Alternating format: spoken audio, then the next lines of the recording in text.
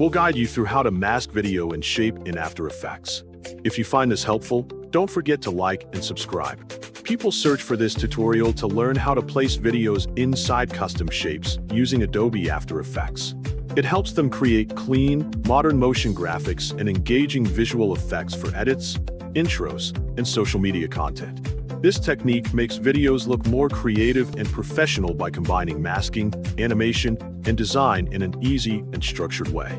First, open Adobe After Effects on your computer and wait for the program to load completely. After the workspace appears, create a new composition to begin your project. Set the composition settings you need, then confirm to open the timeline.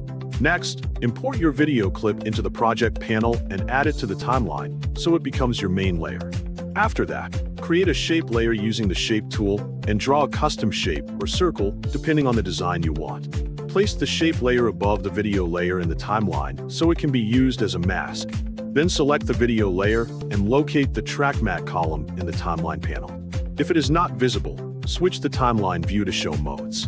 In the Track Matte dropdown, choose 𝗟𝗪𝗞𝗘 using the shape layer so the video will appear only inside the shape. Once applied, the video will be clipped inside the shape boundaries, creating a clean masked effect. Next, move or scale the video layer if needed to improve framing and make sure the important part of the footage is visible inside the shape.